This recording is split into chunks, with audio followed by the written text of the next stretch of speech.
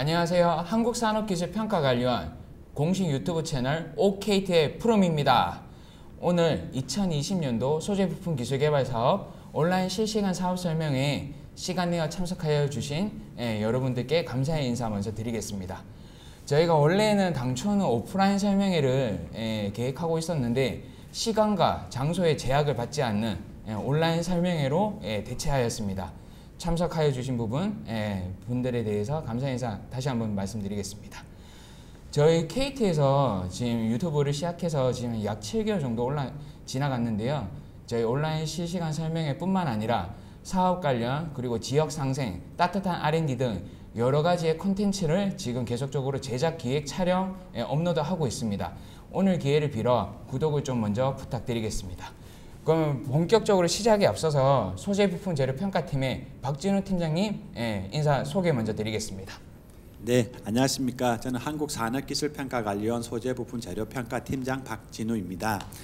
2020년도 소재부품 기술개발사업 온라인 사업 설명회에 참석해 주셔서 감사합니다. 오늘 이 자리는 지난 1월 30일 날 공고된 바 있는 소재부품 기술개발사업 신규 지원 과제 대상 과제 공고 관련해서 설명과 안내를 드리는 자리가 되겠습니다. 진행은 소재부품 기술개발사업 신규 지원 안내, 투자 관련해서 절차와 방법 안내 및 질의응답 순으로 진행될 예정입니다. 오늘 사업 설명회가 참석하신 분들의 궁금증을 해결하고 향후 R&D 사업을 수행하는 데 도움이 될 수 있기를 기대하며 인사 말씀을 마치겠습니다. 감사합니다. 멀리 계셔도 박수 부탁드리겠습니다. 지금 팀장님께서 앞서서 말씀드린 바와 같이 사업 설명회가 끝나고 나면 저희 댓글창에 질문들 올려주시면 저희 발표 총 2가지 세션이 준비되어 있는데 끝나고 나서 답변을 가지는 시간을 갖도록 하겠습니다. 그래서 발표 들어보시면서 궁금하신 내용들은 실시간 채팅창에 댓글 남겨주시면 저희가 취합을 해서 향후 답변 드리도록 하겠습니다. 그러면 저희 본 설명회를 해주실 소재부품 재료평가팀의 정찬혁 책임연구원님 소개시켜 드리겠습니다. 네, 안녕하십니까. 한국산업기술평가관리원 소재부품 재료평가팀의 정찬혁 인사드립니다. 저를 딱 보고 저분 어디서 봤다 그런 분들이 있을 수도 있는데요. 맞습니다. 제가 KT가 어떤 기관인지 지난 11월 달에 유튜브를 찍었고요. 네, 오늘 이렇게 여러분들 만나서 반갑고요. 여러분들 궁금하신 우리 소재부품 기술개발 사업에 대한 공고 내용 잠시 후 이야기를 나누도록 하겠습니다. 감사합니다. 책임님 너무 잘생기신 것 같아요. 그런 얘기를 제가 좀 듣습니다. 네. 지금 약 한 52분의 이제 시청자분들이 계시는데요. 저희가 약속된 시간이 지금 한 7분 정도 지났습니다. 그래서 조금 더 유입이 될 거라고 판단은 되는데 시간을 더 이상 늦출 수는 없어서 본 설명회로 시작을 하겠습니다. 준비되셨나요? 예, 준비됐습니다. 그러면 설명 좀 부탁드리겠습니다. 네. 지금부터 2020년도 소재부품 기술개발 사업 신규 지원에 대해서 안내를 해드리도록 하겠습니다. 네, 전체적인 2가지 섹션으로 되어 있는데요. 지원 내용과 과제 유형, 일반적인 사항 이렇게 안내를 해드리겠습니다. 네, 여러분 잘 아시는 것처럼 소재부품 우리나라 산업의 근간이죠. 그래서 글로벌 경쟁력 제고를 위해서 또는 이제 기술 고도화 및 미래시장 선점을 위해서 지난 2000년 초반부터 지금까지 지속적으로 정부가 지원하고 있는 대표적인 사업입니다. 크게 저희가 3개의 사업이 있는데요. 소재부품 패키지형 사업이 있습니다. 지난 수년 동안 저희가 지원을 해오면서 2018년도부터 통합형 병용이론 과제로 이제 패키지 사업을 지원을 해주고 있고요. 기술개발 시작 단계부터 수요기업 참여를 의무화하고 있습니다. 2번째 사업은 전략 핵심 소재 자립화인데요. 아마 이제 계신 분들, 지금 유튜브 방송을 보고 계신 분들 중에서 이 사업이 어떤 거지라는 의문점을 제시하는 분도 있을 겁니다. 맞습니다. 지난 2019년 7월 달 일본 수출 규제로 인해서 국산 소재에 대한 자립화 문제가 이슈화가 됐었죠. 그거에 힘입어서 올해 신규 사업으로 새롭게 런칭이 된 대표적인 사업입니다. 그래서 이 사업도 마찬가지로 통합형 병렬형 과제로 지원하고요. 수요기업 참여를 의무화하고 있습니다. 3번째 사업은 소재부품 이종 기술 융합형 사업입니다. 이름에서 아시다시피 2개 이상의 이종 기술이 서로 연계가 돼서 진행을 하는 사업이고요. 좀 이따가 자세하게 또 이 사업에 대해서 설명을 해드리도록 하겠습니다. 수요기업 참여 반드시 또 의무화로 진행되고 있는 사업입니다. 네, 전체적인 사업의 세부 내용입니다. 신규 예산 첫 번째 패키지형 기술개발 사업 1,083억 내외로 신규 예산이 지금 잡혀 있고요. 5년 이내 과제별로 상이하긴 하지만 5년 이내 주관기관 자격은 중소 중견으로 되어 있습니다. 근데 이제 RFP에 따라서 일부 과제는 대기업 또는 비영리 기관이 주관기관을 할 수 있다고 명시된 과제도 있습니다.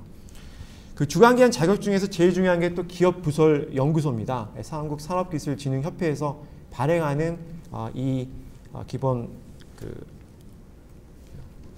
조건이 있어야 되고요. 만약에 기업부설 연구소가 없다 그러면 주관기관으로 지원을 할 수는 없습니다.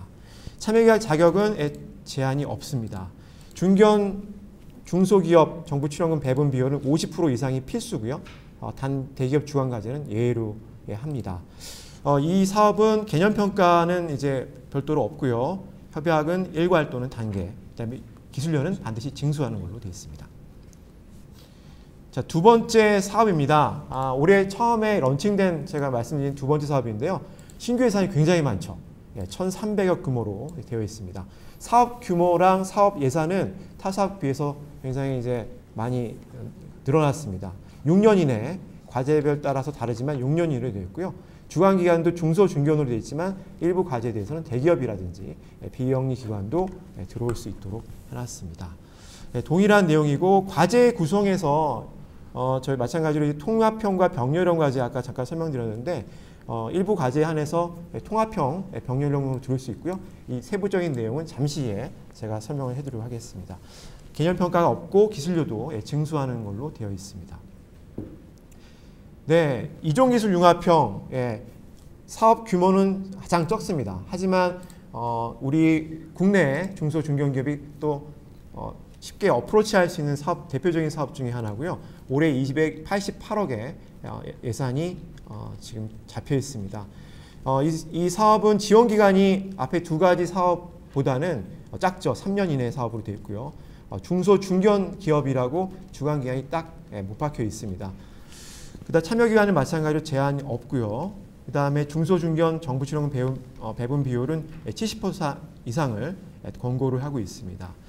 이 사업은 앞에 나와 있던 두 개의 사업과는 다르게 개념평가라는 그런 절차가 있습니다. 그래서 개념평가를 통해서 제안하는 기술에 대한 사전 스크린을 하고요. 그다음에 투자 심사에 그런 별도의 프로세스가 있습니다. 그래서 기술성과 투자 심사를 병행하는 독특한 사업이라고 보시면 되겠습니다. 네, 아마 이제 과제 유형이 어떤 건지, 일반형이 어떤 과제인지, 통합형이 뭔지, 병렬형이 뭔지 이제 생각하시는 분도 있을 텐데요. 바로 이 그림이 이제 설명을 해주고 있습니다. 이제 일반형 과제는 저희가 이제 쉽게 설명드리자면 사업계획서가 하나다. 그리고 주관과 참여기관이 한 개 사업계획서로 제출을 하고 이렇게 그림상으로 표시가 되어 있습니다. 주관기관, 참여기관이 산하견으로 구성된 과제. 여러분들이 일반적으로 알고 계시는 과제를 일반형이라고 하고요. 통합형과 병렬형은 이제 과제를 지원하고 평가를 어떻게 하느냐에 따라 달라진다고 볼 수가 있습니다. 통합형 과제는 이렇게 총괄 주관과 세부 주관 과제가 이렇게 서로 연계가 되어 있고요. 과제를 지원하실 때도 마찬가지로 이렇게 통으로 지원을 하시고 통으로 또 평가를 받아서 전체 선정 여부를 결정하게 됩니다. 그 마지막 세 번째는 병렬형입니다. 이 병렬형도 어떻게 보면 통합형과 어떤 차이점이 있냐 그런 분도 있을 텐데요. 통합형과 차이점은 이제 과제 선정하거나 지원을 할 때 이렇게 개별적으로 지원을 하고요. 또 개별적으로 평가를 받고 나중에 선정이 된 다음에 이렇게 논리적으로 어떤 전체 컨소시엄을 이룹니다.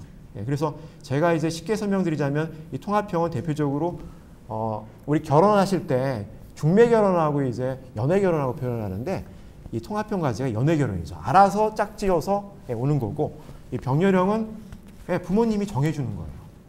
그런 것처럼 개별적으로 평가를 받고 나중에 논리적으로 한 가족을 이루는 겁니다. 넘어가겠습니다. 네, 과제 유형 굉장히 복잡한데 일단 오늘 세 개 사업에 대한 그 과제 유형은 혁신 제품형으로 동일하게 되어 있습니다. 그래서 산업 원천 기술을 접목해서 어떤 제품을 개발하는 이 형으로 되어 있고요. 그 다음에 과제 유형, 공모 형태에 따라서 이렇게 세 가지로 구성이 되는데요. 일단은 지정 공모, 자유 공모, 그다음 품목 지정형이라고 되어 있는데, 지정 공모는 여러분들 들어보셨겠지만 딱 스페시픽한 스펙이라든지 어떤 공모 사항에 대한 명확한 내용이 RFP 상에 되어 있는 것들을 지정 공모라고 할 수가 있습니다. 자유 공모는 말 그대로 프리입니다. 다양한 분야, 다양한 산업, 그리고 기업이 어프로치하고자 하는 그런 주요 아이템들을 자유롭게 지원할 수가 있고요. 품목 지정형은 지정 공모와 자유 공모의 중간 형태로서 러프한 어떤 분야라든지 세부 제품은 있지만 구체적인 스펙이 나오지 않은 그런 형태를 품목 지정형이라고 합니다. 자, 그다음에 여러분들이 또 이제 이게 뭐냐, 복수냐, 경쟁이냐, 뭐냐 이런 내용을 이제 질문을 하실 수가 있는데, 저희가 이 소제품 기술 개발 사업에서 복수형과 경쟁형 과제도 또 있습니다. 복수형은 과거에는 이제 중복이라고 해서 이런 형태의 과제가 거의 지원이 안 됐는데, 복수형은 이제 하나의 개발 목표, 전체적인 목표가 똑같다면 여러 개의 기업 컨소시엄들이 이제 동시에 개발을 시작해서 이제 수요 기업이 또 다르겠죠. 뭐 S사가 원하는 수요, 또 L사가 원하는 수요, 이런 다양한 수요에 따라서 개발 방법이 또 달라질 수가 있는데, 이런 것들을 다양하게 지원해 줄 수 있는 방식을 복수형이라고 할 수가 있습니다. 경쟁형은 일종의 말 그대로 이제 경쟁형입니다. 누구 하나는 탈락이 돼야 됩니다. 그래서 처음에 시작할 때는 같은 라인에서 같이 시작하다가 나중에 중간평가라든지 그런 걸 통해서 누군가는 또 드랍이 되고 만약에 최종 결승선상에 도달할 수 있다. 그래서 어떻게 보면 경쟁적인 효율을 높여서 최고의 효과를 끌어올릴 수 있는 방식이 경쟁형 방식입니다. 그래서 RFP마다 다르겠지만 이 두 가지 방식을 또 우리 소제품 기술개발 사업에서 2020년도부터 적용을 하고 있습니다. 네, 이제 일반 사항입니다. 지금까지 굉장히 막 힘들게 다가갔는데 여러분도 점심 먹고 또 많이 졸리신 분도 있는데 졸리지 마세요. 저희 다 보고 있습니다. 그리고 궁금하신 사항은 이렇게 실시간으로 올려주시면 저희 원에서 다 이렇게 준비하고 있으니까 여러분들 졸지 마십시오. 자, 다음 섹션으로 넘어가겠습니다. 네, 일반 사항인데요. 그러면 언제부터 이걸 지원하고 언제 또 접수하고, 물론 공고문이 나와 있지만 지금 저희가 전체적인 공고는 1월 달이 됐고요. 접수를 통해서 접수가 이제 얼마 안 남았어요. 3월 3일 날 저녁 6시입니다. 꼭 이 시간 접수를 하셔야 되고, 어떤 분들은 막 7시 지나서 접수 안 돼요 말을 많이 하시는데, 저희가 전산으로 다 하기 때문에 꼭 6시까지 지원을 하셔야 됩니다. 그럼 이제 저희 이제 산업기술평가관리원에서는 이 세 개 사업에 대한 공고를 접수를 다 받고 사전 검토, 그다음에 사업계획서 평가, 그다음에 이의 신청 과정을 거쳐서 최종 과제를 확정하고요. 협약이라든지 지금 과제 전체적인 시작은 사업에 따라 다르겠지만 일부 사업은 이제 4월 1일부터 협약 체결을 하고 정부 출연금이 지원하는 프로세스로 되어 있습니다. 네. 그래서 소제품 이종기술 융합형은 이제 자유공모 같은 경우에는 별도의 트랙을 갖고 있는데요. 공고는 같이 시작하지만 별도의 개념평가라든지 투자심사, 투자심사가 별도로 또 있습니다. 그래서 접수를 하고 5월 또는 6월 1일 날짜로 사업이 진행됩니다. 그래서 자유공모 트랙이니까 굉장히 많은 기업들이 또 지원할 수가 있겠죠. 여러분들 관심 있으시고 지원하고 싶은 분야가 있으시면 꼭 이종기술 융합형으로 어프로치를 해보시기 바랍니다. 네, 그래서 아까도 제가 서두에 설명드렸지만 주관기관 조건이 또 반드시 기업부설 연구소가 있어야 된다고 했는데, 중소기업, 중견기업 다 괜찮습니다. 하지만 반드시 기업부설 연구소가 반드시 필요합니다. 그래서 만약에 우리 기업이 주관기관으로 어프로치하고 싶은데 기업부설 연구소가 없다. 그럴 경우에는 저희가 사업 선정평가 하기 전까지 당일날에도 괜찮습니다. 그때까지 기업부설 연구소를 산업기술진흥협회에서 받아오시면 저희가 그걸 인정을 해서 주관기관으로 진행할 수가 있습니다. 참여 기간은 지금 뭐 기업 부설 연구소 필요는 없습니다. 중소, 중견, 대기업, 비영리 기관 다 가능하고요. 다음과 같은 것들을 한번 읽어보시기 바랍니다. 네, 과제 사업비 구성, 여러분들도 굉장히 궁금하시는 부분 중에 하나입니다. 그래서 소제품 기술개발 사업은 아까 이제 원천형과 혁신 제품이 있다고 했는데 무조건 다 혁신 제품형입니다. 그래서 혁신 제품형 기준으로 지금 기업 유형에 따라서 대기업이 총 사업비가 100으로 봤을 때 가져갈 수 있는 사업비 정부 출연금을 이렇게 기업 유형마다 제시를 했고요. 대기업 33%, 그다음에 중견기업 50%, 중소기업 67% 이하 이렇게 잡아놨습니다. 그 외 비영리 기관이라든지 협회 단체들은 100% 이하로 명시를 해놨습니다. 여기 보시면 이제 각각의 기업이 어떤 법적인 근거에서 나와 있는데 한번 읽어보시면 되겠습니다. 그 다음에 여기 지금 빨간색으로 되어 있죠. 산업위기지역. 지금 뭐 군산이라든지 정부에서 자동차 그 위기지역으로 지정된 곳에 종사하는 중소중견기업들은 별도의 이 기본적인 정부 출연금 외에 80% 이하로 더 많은 정부 출연금을 지원을 하고 있습니다. 네. 그래서 그러면 이제 정부 출연금 비율이 이제 보신 것처럼 정해졌지만 민간 부담금은 또 어떻게 구성되는지 한번 보도록 하겠습니다. 네, 민간 부담금 그 현금과 그다음에 현물, 장비나 이제 인력 관련된 현물로 구성이 될 수가 있는데요. 그 중에서 각각 기업들이 매칭해야 되는 현금 비율도 다음과 같습니다. 대기업 60% 이상을 민간 부담금이 100만 원이라면 60만 원 이상을 내셔야 되고요. 중견기업은 50%, 중소기업은 40% 이렇게 명시를 하고 있습니다. 그래서 이런 정부 출연금 비율과 민간 부담금 비율을 맞춰서 반드시 사업을 지원을 하셔야 됩니다. 만약 이런 것들을 잘 모른다 그러면 이제 저희 공고문이라든지 좀 이따가 이제 저희 Q&A 시간에 상세히 또 설명을 또 해드리도록 하겠습니다. 만약 시간이 없으면 저희가 전화로도 상담을 해드리도록 하겠습니다. 그 다음에 이제 민간 부담금 부담 예시인데요. 이 빨간색 그 나온 부분들이 굉장히 중요합니다. 정부에서 이제 2017년, 18년 이후에 고용 창출에 대한 그런 정책들을 R&D에 반영을 했고요.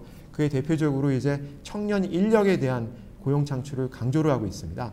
그래서 그만큼 많이 고용을 창출할수록 즉 많은 청년 인력들이 R&D에 들어갈수록 또 그만큼 민간 부담금, 기업이 부담해야 되는 현금도 완화를 해주고 있는데요. 2018년도부터 청년 의무 채용이 있습니다. 그래서 5억 원당 이제 한 명씩 인력을 의무적으로 채용해야 되는데 그 정부 출연금 의무 비율 외에 추가로 우리 기업이 인력을 뽑았다. 그럴 경우에는 R&D 사업을 통해서 또 혜택을 받을 수가 있습니다. 그 대표적인 게 현금 부담이죠. 그래서 지금 여기서는 원천기술형 과제로 예를 들어봤는데 만약에 우리 기업에서 의무적으로 채용하는 것 외에 추가적인 인력을 고용했을 때 민간 현금을 이런 예로 경감을 할 수 있다는 예를 보여주고 있습니다. 만약에 이론상으로 어떤 원천기술형 과제에 중견기업 A와 중소기업 B가 지원을 이렇게 하려고 했을 때 민간 현금 비율이 아까 로직에 의해서 이렇게 다 나왔습니다. 8,600만 원을 부담을 해야 되고 중소기업 B는 4천만 원을 부담해야 된다고 했을 때 이때 해당 인력 인건비가 각각 5천만 원이라 했을 때 그만큼 고용 인력을 창출했기 때문에 인건비를 민간 부담으로 해소하겠다는 겁니다. 그럴 때 중견기업 A는 5천만 원을 부담을 이제 줄여주니까 3,600만 원으로 경감이 되는 거고요. 중소기업 B는 4천만 원을 민간 현금으로 내야 되는데 고용 창출했어. 그렇기 때문에 5천만 원 비율을 감견받을 수 있기 때문에 안 내셔도 됩니다. 굉장히 좋은 혜택이죠. 그만큼 신규 인력을, 청년 인력을 많이 뽑아주시기 바랍니다.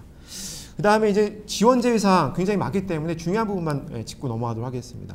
잘 아시는 것처럼 우리 시험 봐야 되는데 시험에서 명시된 부분들을 부합하지 않은 부분들은 선정이 안 되겠죠. 그래서 그 중에 하나가 품목의 부합하지 않는 경우입니다. 예를 들면 자동차 과제인데 뭐 디스플레이 아래 그 기술 개발 내용을 이제 적는다든지 어떤 이런 품목에 부합하지 않은 경우에는 저희가 사전 검토할 때 제외되는 부분이고요. 목표나 내용에 마찬가지로 해당되지 않은 경우.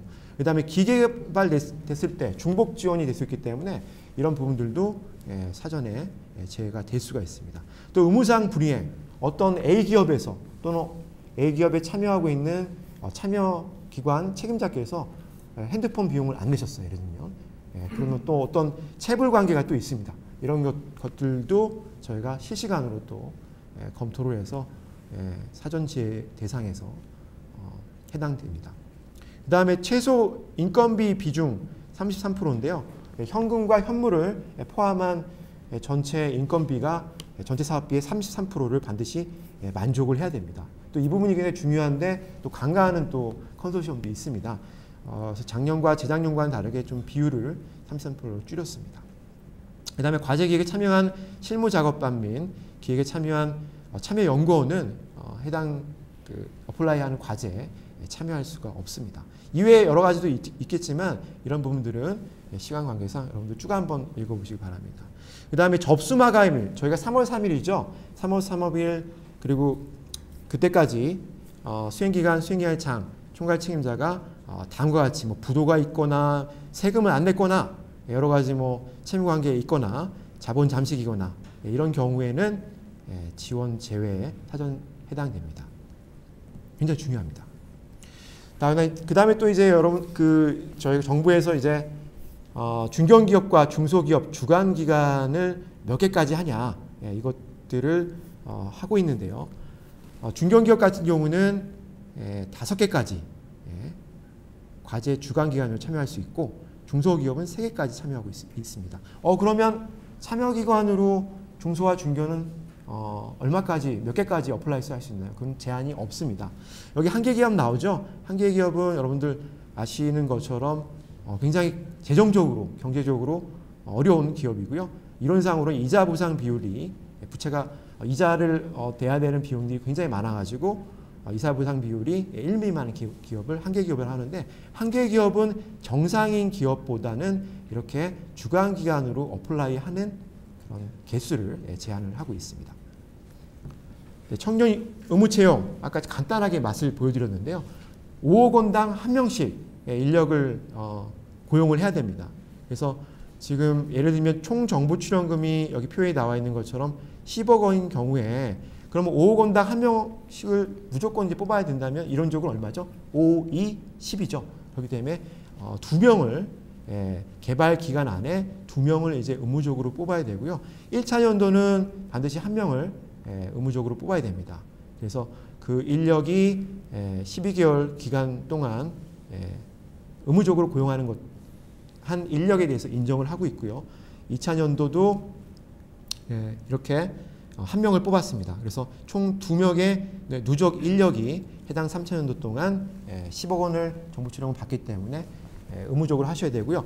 A기업이, B기업이, C기업이 컨소시엄 들어왔다. 그러면 누가 고용을 해야 되냐? 그거는 이제 컨소시엄 내에서 협의하신 다음에 신규 고용 인력을 뽑으시면 되겠습니다. 네, 그 다음에 이제 정부 정책으로 이제 참여연구원, 여성연구원에 대해서 출산 휴가라든지 육아 부담을 좀 경감하기 위해서 이런 지원 제도를 도입을 하고 있습니다. 출산 휴가 기간에도 지급, 연구비, 인건비를 또 지급해야 되고요. 그 다음에 육아 부담, 굉장히 이제 애 키우는데 여러 가지 부담이 많죠. 그럴 때 시간 선택제를 하는 경우에도 중소, 중견기업에 속된 여성연구원에 대해서 인건비는 현금으로 산정을 할 수가 있습니다. 예의상이하지만 어쨌든 고용이라든지 여성연구원에 대한 그런 육아 부담을 경감하기 위한 정책이라고 보시면 되겠습니다.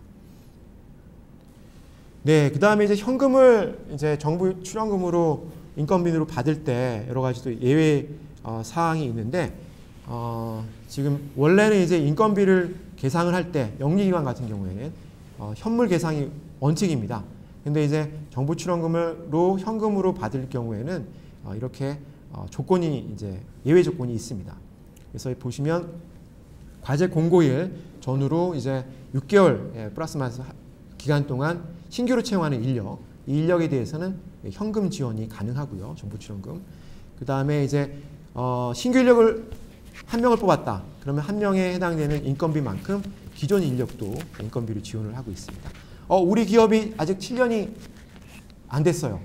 그럴 경우에도 그 해당되는 기업은 인건비를 현금으로 지원받을 수가 있습니다. 그 밖에도 여러 가지 이제 해당 사항이 있는데 이런 것들은 쭉 한번 읽어보시기 바랍니다.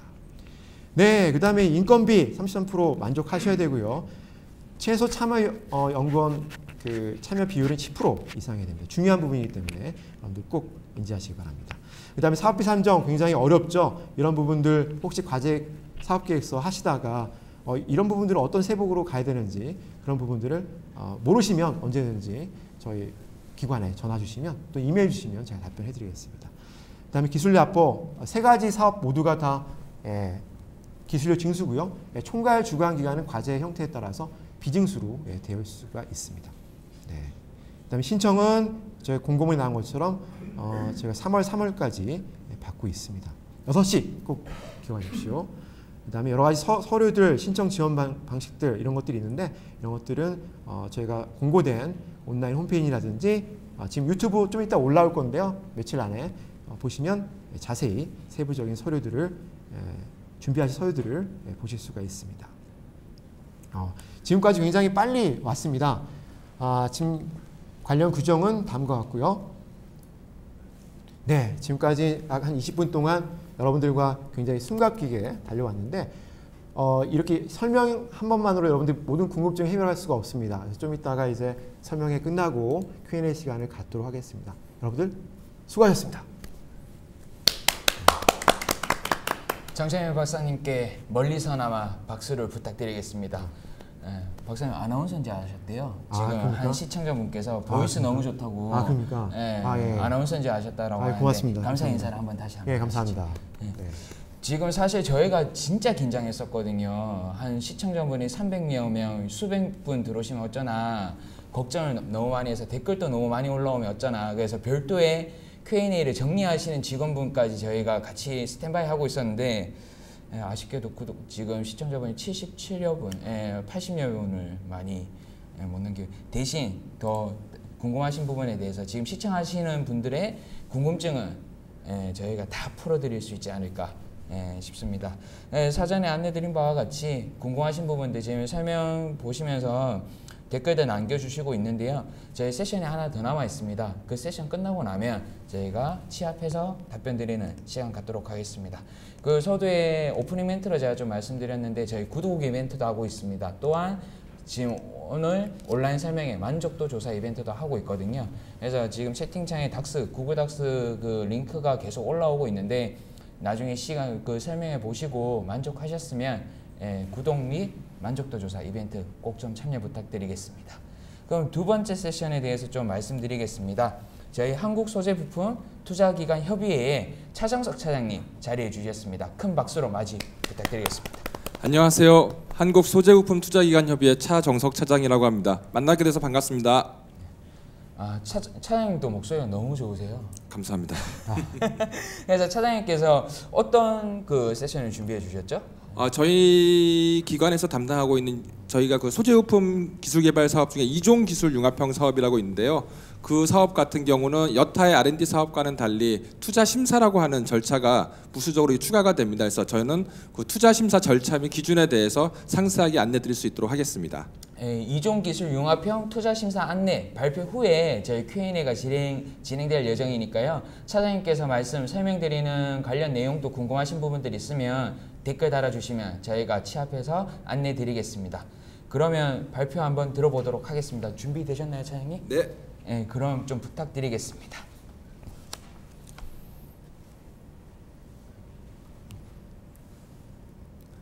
먼저 오늘 발표는 간단히 저희 기관 소개 먼저 드리고요. 그 다음으로 이제 소재부품 이종 기술 융합형 사업이 어떠한 사업인지에 대한 개요 말씀드리고 이제 본격적으로 투자 심사 절차 및 기준에 대해서 말씀드릴 수 있도록 하겠습니다.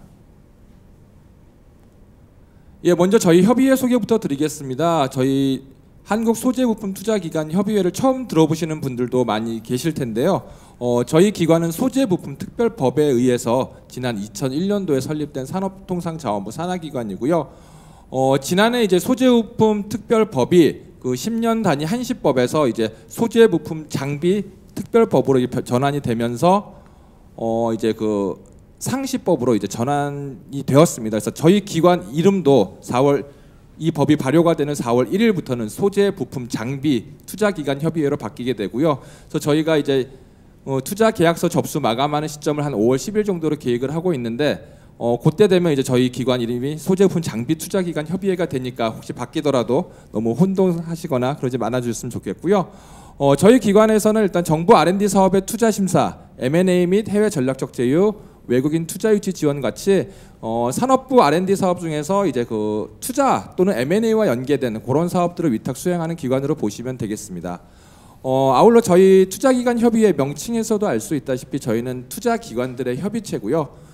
그러다 보니까 현재 뭐 창투사, 신기술금융사, 은행, 증권사 이런 전문 투자기관 중심으로 해가지고 한 150여 개 투자기관이 저희 협의회 회원사로 참여를 하고 있습니다. 밑에 있는 연역 사항들은 간략히 자료를 참고해 주시면 되겠습니다. 예, 먼저 그러면 소재부품 이종기술 융합형 사업에 대해서 간단히 말씀드리겠습니다. 아까 서두에서 말씀드렸다시피 여타 대부분의 R&D 사업들은 R&D 전담 기관의 기술성 평가에 의해서 기업의 선정 여부가 결정되는 사업들이 아마 대부분의 R&D 사업들일 거라고 생각하고요. 반면에 이 투자 연계형 사업 같은 경우는 물론 R&D 전담 기관의 기술성 평가라는 절차는 반드시 또 거치고요. 그 전 단계로서 민간 투자 기관의 투자와 연계해서 지원한다는 그런 특징을 가지고 있습니다. 그러하기 때문에 여타 R&D에 비해서 기술적인 측면도 통과를 해야 되고 민간 VC 투자를 통한 사업성 평가 측면도 통과를 해야 되는 그런 두 가지 단계를 통과해야 되기 때문에 기업 입장에서는 좀 다른 여타 R&D에 비해서는 좀 선정되기 어렵다라고 생각하시는 분들도 계실 텐데요. 대신 그러한 반면에 이런 두 단계 그 과정을 거치다 보니까 정부 입장에서도 아마도 중소기업 지원하는 R&D 사업 중에서는 사업비 규모는 제일 큰 사업에 속한다고 보고 있고요. 또 사업 성과 측면에서도 기존의 기술적인 측면에서의 평가에 한정된 R&D 사업과는 달리 벤처 투자라고 하는 그런 사업성 평가 영역까지 같이 추가를 하다 보니까 사업화 성공 가능성 이런 측면에서 여타 그 사업들에 비해서는 좀 비교 우위에 있는 사업으로 보시면 되겠습니다. 사업 프로세스를 보시면은 여타의 R&D 그런 사업 프로세스에서 저희 소재부품 투자기관 협의회가 들어옴으로써 투자 심사의 단계가 사전적으로 추가된다라고 보시면 되겠습니다. 올해 사업과 관련해서 기본적인 사항들 다시 한번 말씀드리겠습니다. 소재부품 기술개발 사업 중에서 이종기술 융합형, 그중에서 R&D 이어달리기를 제외한 자유공모형 사업에 대해서 이제 투자가 반드시 필수로 요건으로 되는 사업으로 보시면 되겠고요. 지원 자격은 앞서 그 정찬혁 책임이 말씀하셨듯이 기업 부설 연구소를 보유한 법인 사업자로서 반드시 민간 투자기관과 신주 형태의 투자계약 체결이 가능한 기업이면 지원하실 수 있는 사업입니다. 지원 대상과 관련해서는 지난해까지는 이제 품목 지정으로 공고가 나는 바람에 사업에 참여할 수 있는 기업군이 좀 제한적이었습니다. 그러나 올해 같은 경우는 이제 소재부품 분야 자유 공모로 이제 지원 대상이 확대됨에 따라서 기업이 자체적으로 그런 과제를 제안할 수 있게 되었습니다. 그래서 우리 기업 측면에서는 이런 좀 보다 더 사업에 참여할 수 있는 그런 기회가 넓어진 측면을 좀 올해 특색으로 볼 수 있겠고요. 지원 규모 및 지원 기간 같은 경우는 올해 같은 경우는 연차별 10억 원 이내 3년 이내 해가지고 단 1차 년도는 7개월에 6억 원 이내 해서 정리하면은 기업 입장에서는 3년에 걸쳐서 최대 정부 출연금 26억 원 이내에 정부 출연금을 지원받을 수 있는 사업으로 이렇게 공고가 났습니다. 지원 유형 관련해서도 지난해까지는 신뢰성 확보 또는 수요기업 테스트를 2차 년도부터 이제 반드시 참여 기간으로 필수적으로 참여하게끔 돼 있었는데요. 올해 같은 경우는 지난해와 달리 1차 년도부터 그러니까 사업 접수할 때부터 반드시 선택하셔가지고 참여 기관으로 반드시 조인해서 들어오셔야 되는 그렇게 좀 변동되었습니다. 인정되는 투자 유형은 신주 형태의 보통주, 우선주 투자 계약 형태는 인정이 되고요. 저희들에게 많이 들어오는 질문 중에 하나가 그럼 기존에 발행된 구주 같은 경우 그런 것도 인정이 되나요? 물어보시는 분들이 많은데요. 반드시 신주 형태의 그 새로운 투자 계약을 체결하셔야 되는 거고요. 전환 사채 같은 경우는 인정되지 않습니다. 반드시 지분 투자 형태의 보통주, 우선주만 인정이 되고요. 우선주 같은 경우는 이제 투자 유형에 따라서 뭐 전환 우선주도 있고 상환 우선주도 있고 전환 상환 우선주도 있는데요. 다 인정이 됩니다. 우선주의 명칭이 들어간 형태의 투자 계약은 모두 다 인정된다라고 보시면 되겠고요. 정부 출연금 대비 투자 비율 같은 경우 신청하시는 총 정부 출연금의 최소 30% 이상을 반드시 투자 유치를 하셔야 됩니다. 그래서 올해 같은 경우 최대 신청 가능한 정부 출연금이 26억 원 이내니까요. 26억 원 가정했을 때 한 8억 원 이상의 투자 유치가 반드시 선행되어야 이제 다음 단계인 사업계획서 평가를 받을 수 있다라고 보시면 되겠고요. 여기서 나온 30%라는 거는 그야말로 마지노선이고요. 30% 이상의 투자 계약을 체결하셔야 된다라고 보시면 되겠습니다. 인정 투자 기간은 사업 공고일, 우리가 1월 31일 날 사업 공고가 났습니다. 그래서 투자 계약서 체결을 기준으로 해서 사업 공고일 이후 체결된 투자 계약은 다 유효하게 인정되고요. 저희가 잠정적으로 한 5월 10일 전후로 해서 투자 계약서 접수를 마감할 겁니다. 그래서 5월 10일을 가정했을 때 투자 계약서 체결일이 1월 31일부터 5월 10일 안에 들어와 있는 투자 계약에 한해서 유효하게 인정된 사업으로 보시면 되겠습니다. 이제 본격적으로 이제 투자 심사 절차에 대해서 말씀드리겠습니다. 맨 위에 나와 있는 절차들은 이제 이번 그 소재부품 이종 기술 융합형의 전체적인 사업 프로세스라고 보시면 되겠고요. 그래서 지난 1월 31일 날 사업 공고가 났고요. 그래서 개념계획서 접수를 이제 2월 17일부터 3월 3일까지 이제 전담 기관인 산업기술평가관리원으로 해주시면 되겠고요. 개념계획서 평가가 끝난 후에 저희 쪽으로 이제 개념계획서 평가를 통과한 기업 명단이 저희 쪽으로 이제 넘어오게 되면 이제 본격적으로 투자 심사를 진행하게 됩니다. 그래서 저희 쪽에서는 투자 심사와 관련해서는 기본적으로 이제 기업은 저희 쪽으로 이제 투자 심사 신청을 해주셔야 되고요. 그 이후에 이제 본격적으로 투자 설명회라든지 투자 상담회 이런 이제 지원 절차를 통해서 투자 유치가 좀 더 원활하게 될 수 있게끔 지원하는 역할을 저희 기관에서 하고 있고요. 그 과정을 통해서 이제 관심 투자자 발굴을 하고 본격적인 투자 협상 이런 지원 등을 통해 가지고요. 아까 말씀드렸다시피 현재는 한 5월 10일 전후해서 투자 계약서 접수를 마감할 예정이고요. 그렇게 하면은 저희가 이제 그 접수된 투자 계약서를 바탕으로 해서 사업 공고시 나와 있는 일정한 그 평가 기준에 따라 저희가 정량화해 가지고 그 결과를 이제 전담 기관인 산업기술평가관리원에 통보를 하게 되고요.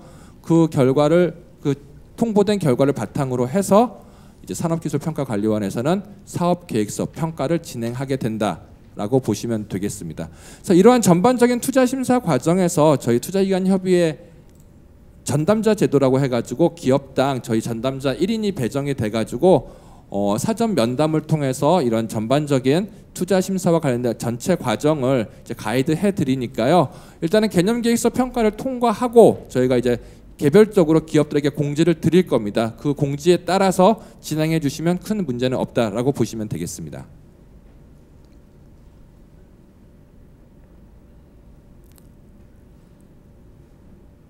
그러면 이제 투자 심사 신청과 관련해서 이제 세부적으로 좀 더 말씀드리도록 하겠습니다. 아까 말씀드렸다시피 이제 3월 3일 날 개념계획서 접수가 끝나면은 조만간 이제 그 평가가 이루어질 거고요. 그 이후에 저희 쪽으로 이제 명단이 넘어오면은 저희가 꼭 기업들 대상으로 해서 이제 투자 심사 신청을 받을 겁니다. 이런 투자 심사 신청은 저희 홈페이지를 통해서 온라인으로 진행을 될 거고요. 이러한 전반적인 사항은 저희가 이제 명단이 확보되는 대로 기업들에게 개별 통지 드릴 수 있도록 하겠고요. 아까 말씀드렸다시피 저희 협의회 전담자 1인이 배정이 돼가지고 기업당 이제 그런 사전 면담을 통해서 우리 기업이 현재 필요한 지원이 어느 정도인지 파악을 하게 되고요. 그 파악한 결과에 따라서 투자 설명회를 진행한다든지 또는 투자 상담회 진행 이런 것들을 통해 가지고 기업들이 좀 더 투자가 원활하게 될 수 있게끔 가이드 역할을 해드리게 되겠고요. 이러한 사전 면담 이후에 저희가 일정 기간 내에 현재 한 예상으로는 한 3월 한 20일 정도 전후라고 보시면 될 것 같은데 투자 심사와 관련된 제반 서류들을 저희가 온라인으로 받습니다. 그래서 이러한 서류 절차들은 이제 행정적으로 반드시 좀 해주셔야 되는 서류들이니까요. 기업이 뭐 자체적으로 현재 뭐 투자 계약서 이미 뭐 체결된 기업도 있을 수 있을 텐데 그렇다 하더라도 지금 말씀드린 이러한 행정적인 절차들은 반드시 다 준수를 해주셔야 되겠습니다. 아울러 이러한 신청 서류들 다 업로드가 되어야 저희 업로드된 정보들이 저희 투자기관 협의회 회원사, 아까 투자기관들이 회원사라고 말씀드렸잖아요. 그 회원사들에게 오픈이 됩니다. 그래서 이러한 오픈된 IR 자료나 기업 이런 사업계획서 자료들을 통해 가지고 VC들이 좀 더 이제 원활하게 투자 검토를 할 수 있게 되니까 반드시 그 기업 정보 및 IR 자료 업로드 이런 기한 같은 거는 반드시 지켜주시길 부탁드리겠습니다. 그래서 저희는 이제 한 3월 현재 계획으로서는 한 3월 내에 이제 저희 회원사 심사역들 대상으로 해서 기업당 투자 설명회를 진행을 할 겁니다.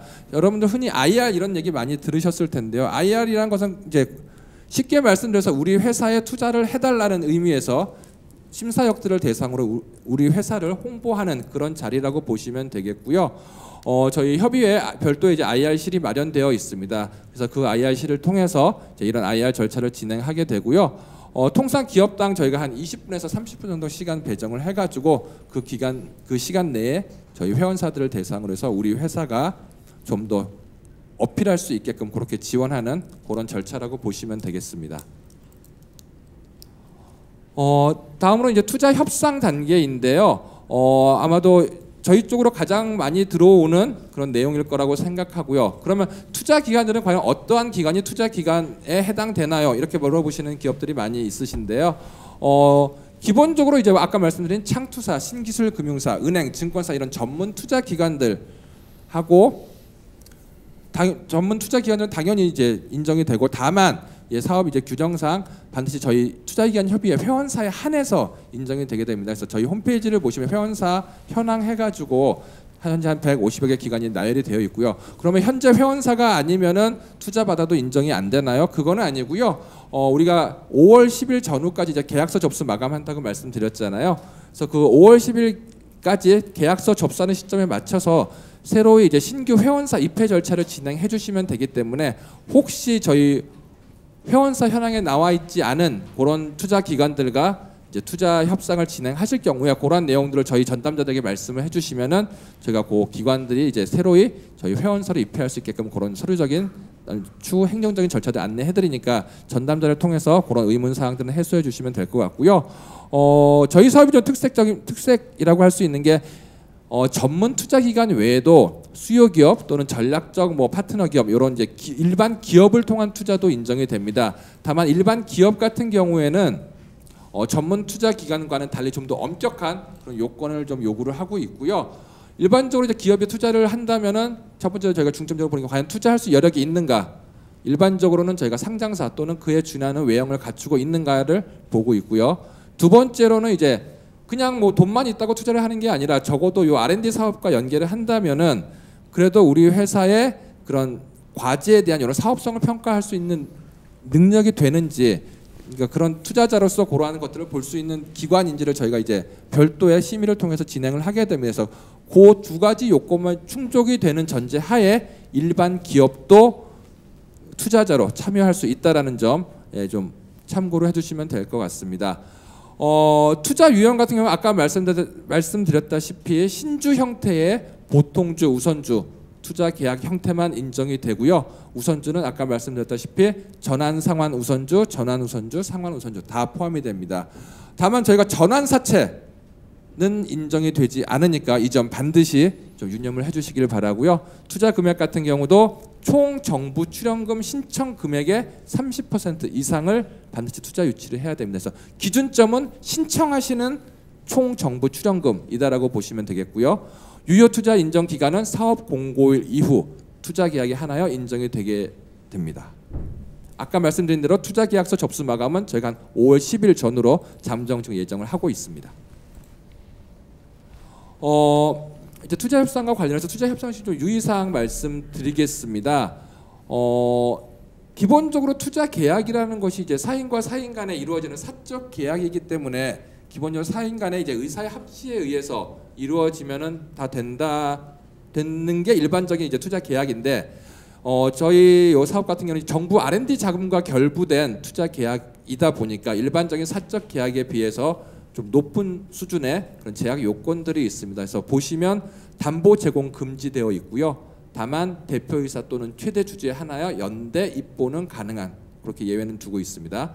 그다음에 투자금 상환 금지 기간 관련해서는 일반적인 VC 투자 계약 같은 경우는 한 3년 정도 기한을 이제 투자금 상환 3년 이후에 상환 청구를 할 수 있게끔 그런 게 일반적인 표준 계약 형태인데요. 저희 같은 경우는 그거보다는 살짝 길게 투자 계약 체결일로부터 42개월 또는 기술 개발 플러스 1년 중 짧은 거를 선택하도록 되어 있는데 대부분 아마 기업들이 3년 신청을 하신다고 했을 때는 일반적으로 투자 계약 체결일로부터 42개월 이내에는 상환 청구를 할 수 없게끔 그렇게 좀 투자 계약 내용을 해주셔야 되고요. 아울러 투자금 상환 금지 기간 내에 계약의 변경 또는 양도가 있을 경우에는 반드시 저희 쪽으로 이제 공문 등을 통해서 사전에 이제 공지를 해주셔야 되고 저희가 그 승인 여부를 판단한 후에 승인을 하는 그렇게 좀 제약 요건들이 있고요. 또 장내 매각 제한과 관련해서는 현재 뭐 비상장 법인이 이제 우리 기술개발 기간 중에 상장을 해서 그러한 경우에는 이제 일반적으로 장내 매각하는데 제한은 없고요. 저 장내 매각 제한에 해당되는 경우는 현재 우리 회사가 상장 법인인 경우에만 한해서 만약에 상장 법인에 대해서 투자할 경우에는 투자 계약 체결일로부터 1년까지는 장내에 매각할 수 없게끔 그렇게 제약을 해 두었고요. 그다음에는 뭐 투자금은 반드시 좀 별도 계좌로 관리를 해 주셔야 되고 정부 출연금은 반드시 이제 기술 개발 과제로 한정돼서 사용하게끔 그 제한이 있습니다만 민간 투자금 같은 경우는 반드시 기술 개발 과제에 한정될 필요는 없고요. 우리 회사의 운전 자금이라든지 뭐 시설 자금 이런 데 전반적으로 다 사용할 수 있습니다. 그래서 아마 자금 사용의 용도 측면에서는 정부 출연금에 비해서는 훨씬 자유롭다라고 보시면 되겠고요. 다만 그렇다 하더라도 금융기관 부채 상환이라든지 그다음에 투기적 목적의 금융상품 예치, 제3자 자금 대여 같이 누가 보더라도 명백하게 이거는 좀 정당한 사용이 아닌 것 같다라고 하는 요 세 가지 용도만 피해 주시면은 우리 회사 운영 전반에 걸쳐서 자유롭게 사용하실 수 있다라고 보시면 되겠습니다. 그래서 이제 이러한 요건들을 갖춘 투자 계약을 아까 말씀드린 대로 5월 10일 이전까지는 체결하셔서 저희 쪽으로 접수를 해 주셔야 되고요.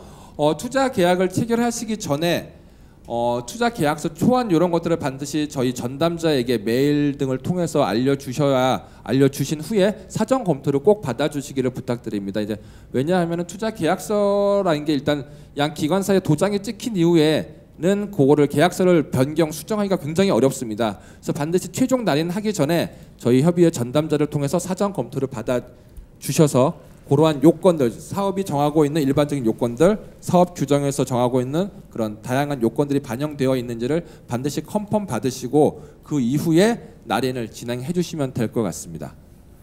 말씀드린 대로 계약서 사본을 저희 쪽으로 주시면 되는 거고요. 저희가 이제 투자심사 안내와 관련하여 별도로 이제 공지 드릴 때 반드시 좀 제출하셔야 되는 서류 몇 가지 양식들이 있습니다. 그래서 그런 서류를 잘 챙기셔가지고 5월 10일 전후까지 저희 쪽으로 제출해 주시면 투자 계약과 관련된 일반적인 절차는 마무리된다라고 보시면 되겠고요. 그렇게 저희가 이제 계약서를 접수를 마감하면은 저희는 이제 운영위원회라고 하는 별도의 이제 심의 기구를 통해서 과연 이 투자 계약이 적격한 투자 계약이고 또 해당하는 요건들을 갖춘 투자 계약인지를 심의를 하게 되고요.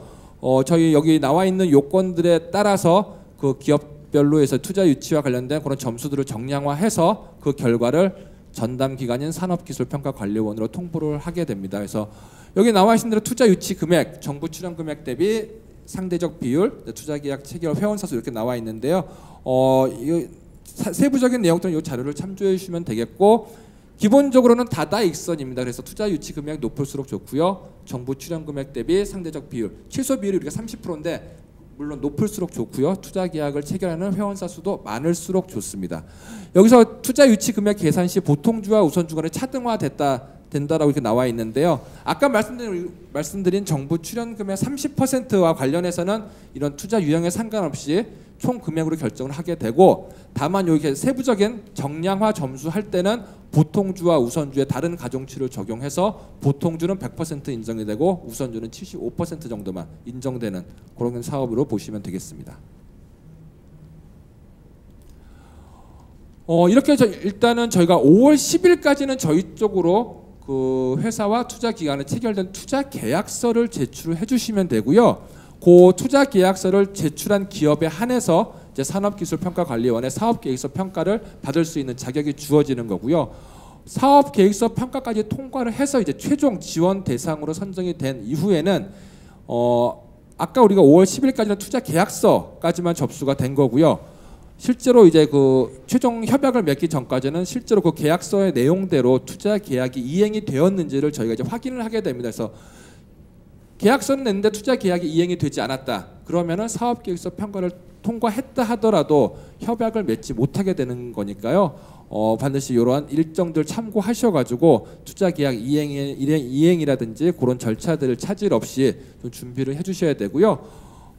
사업계획서 평가가 아마 5월 말 정도 이루어질 거라고 가정을 했을 때 투자계약 이행 및 증빙서류 제출은 한 6월 중으로 저희가 이제 별도로 안내를 드릴 거고요. 그래서 일단은 5월 10일까지는 저희 쪽으로 투자계약서를 내주셔야 되고 적어도 6월 중으로는 그 계약서의 내용대로 투자계약의 이행까지 증빙을 해주셔야 최종 협약을 맺을 수 있다라고 보시면 되겠습니다. 물론 제가 지금까지 말씀드린 기한은 다 데드라인인 거고요.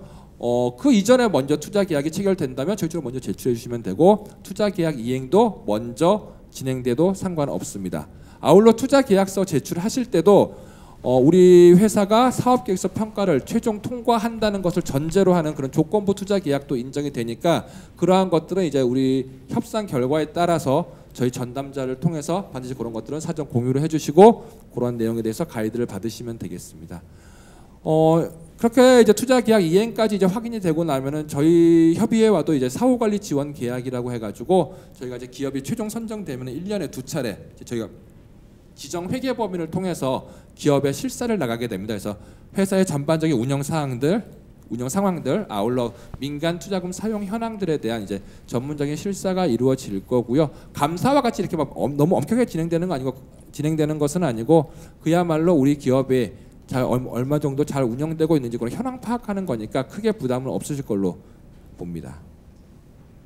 아울러 아까 말씀드린 대로 우리 기술개발 기간 내에 투자 계약의 변경 양도 시에는 반드시 저희 협의회로 연락을 주셔가지고 그 양도가 가능한지 또는 양도에 대한 그런 사후적인 행정적인 절차들을 반드시 좀 거쳐주시기를 부탁드리겠습니다.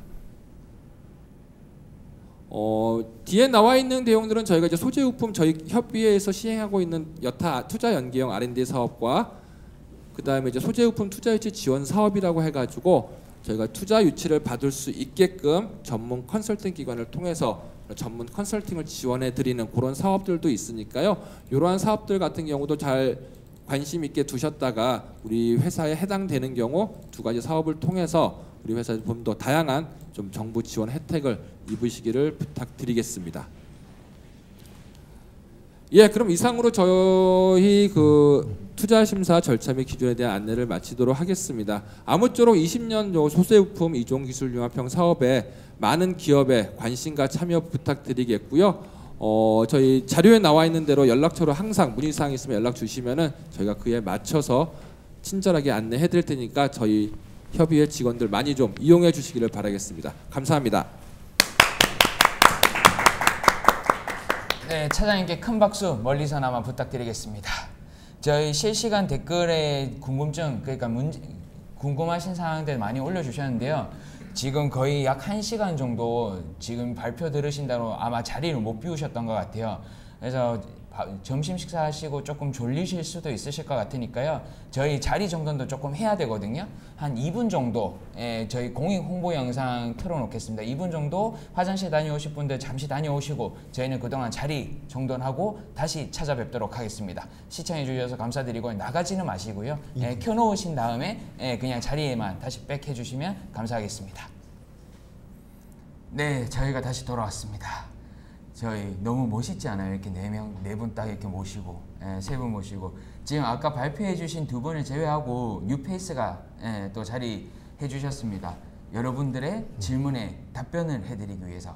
소재 부품 재료 평가팀의 이용상 책임연구원님 소개해드리겠습니다.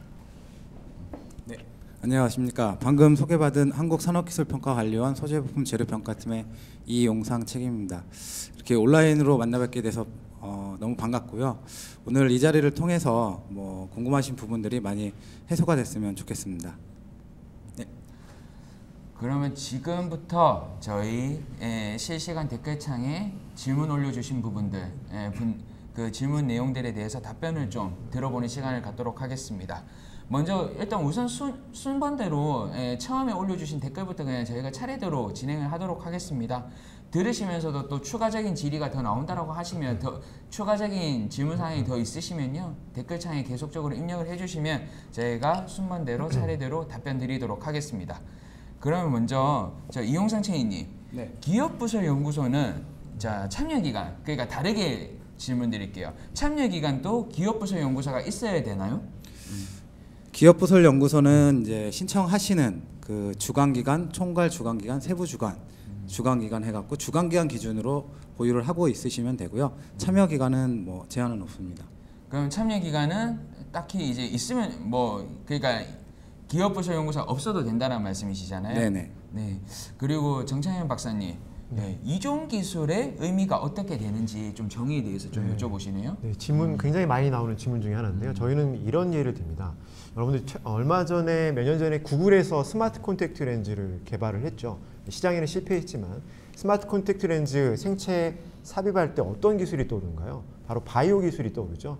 바이오의 생체 접합 소재라든지, 그리고 콘택트 렌즈에 접속을 하려면, 삽입하려면 거기에는 반도체 기술이 들어갑니다. 칩 기술이 들어가죠. 이렇게 서로 다른 바이오와 IT 기술을 융합하는 그런 이종 기술을 저희가 이종 기술 융합형 사업에서 정의를 하고 있습니다.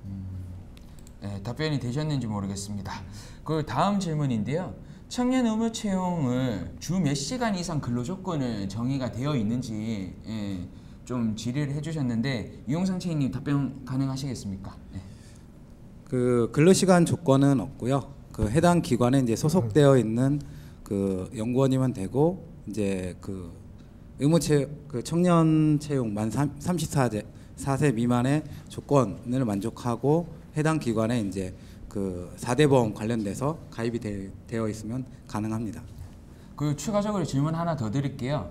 기업 기준으로도 저희 규정상에 보면 삼채5공이라고 있잖아요. 3개의 책임, 네. 뭐 책임자, 뭐 5개의 연구 참여, 뭐 이래서 삼채5공이라는 단어가 있는데 기업 기준으로도 있냐라고 이제 좀 여쭤보시네요.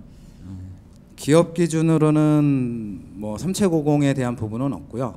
그 기업 기준으로는 이제 그 동시에 수행 과제 수 해가지고 이제 참여가 그 제한되는 부분이 이제 그 있습니다. 그래서 뭐 중소기업 같은 경우에는 최대 뭐 3개까지, 그리고 이제 그 뭐 대기업 같은 경우에는 이제 5개까지도 이제 중견기업 같은 경우는 5개까지 가능하고요. 그래서 뭐 개수는 그 부분이고 삼채5공은 이제 인물, 그 참여 연구원에 이제 해당이 됩니다.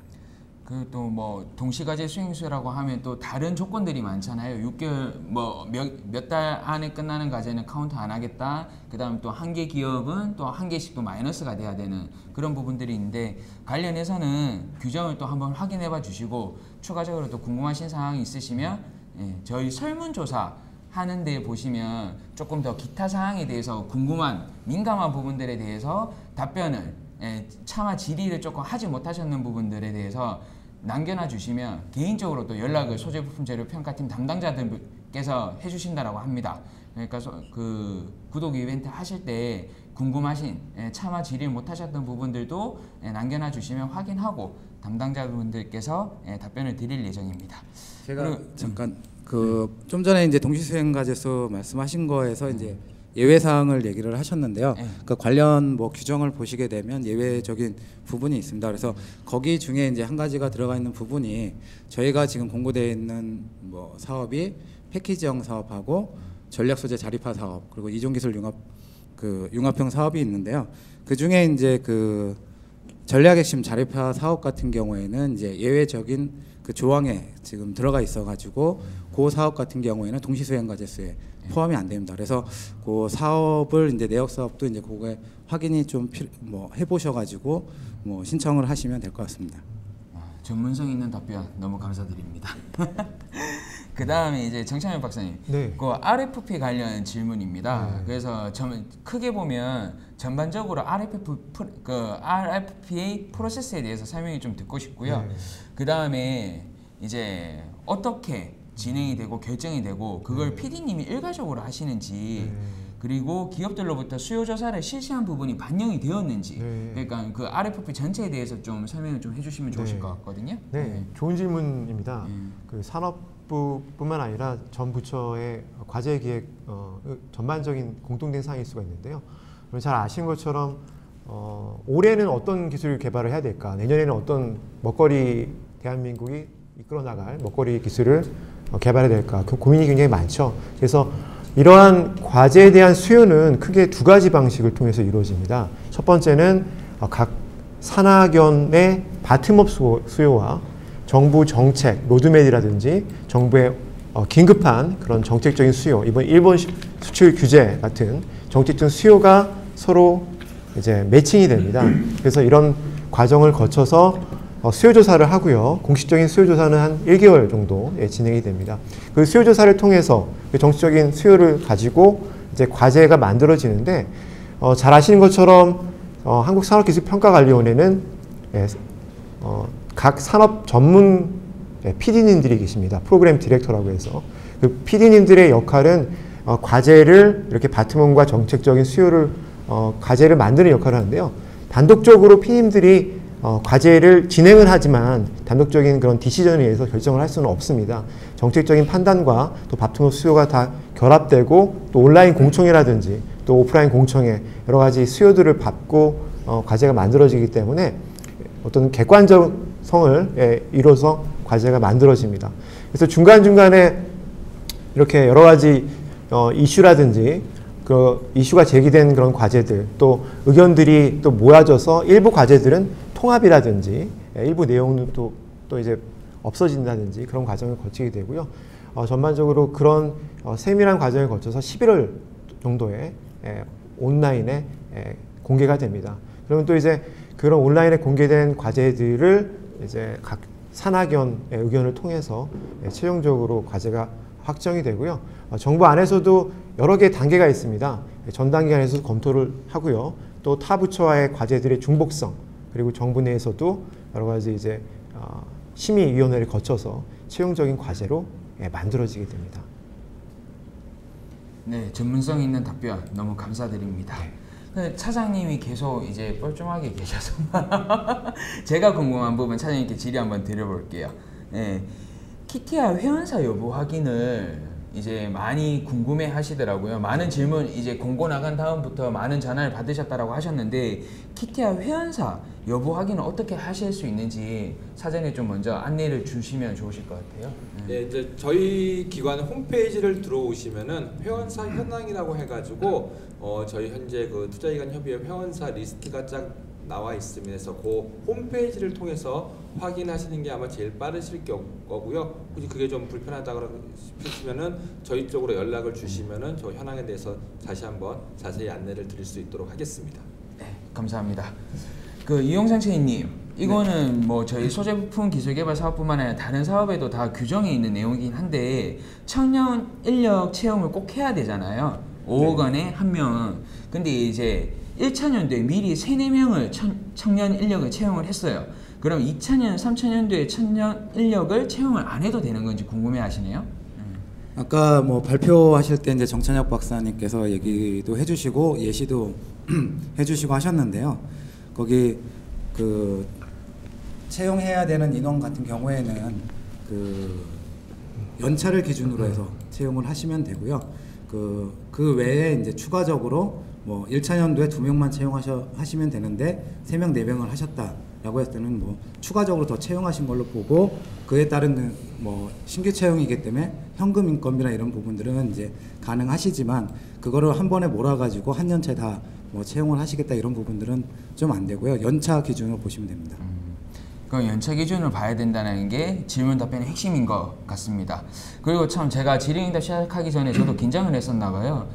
먼저 안내 드리고 시작해야지라고 해놓고 놓친 부분이 있는데, 저희 오늘 발표된 PPT 자료는 저희 PDF 파일로 본 소재 부품 기술 개발 공고, 저희 itech.kt.re.kr의 사업 지원 안내 그 사업 공고에 소재 부품 기술 개발 공고 안에 저희 첨부 파일이 많이 있잖아요. 공고문도 있고 풀 공고문도 있고, 거기에 두 가지 세션에 대해서 PDF 파일을 오늘 중으로 올려드릴 예정이고요. 월요일 날, 죄송합니다. 빠르면 내일 오전 중, 아니면 내일 오후 늦게까지는 저희가 그 소재팀에서 올려드릴 예정이고, 그 다음에 오늘 이렇게 실시간 라이브 설명에 있는 편집본은 차주 월요일에 저희 공식 케이트, 오케이트 채널에 업로드 될 예정이니까요. 나중에 혹시나 또 진행하시다 궁금하신, 발표 내용이 궁금하시다라고 하시면 다시 언제든 들어오셔서 보실 수 있도록 저희가 준비 드리도록 하겠습니다.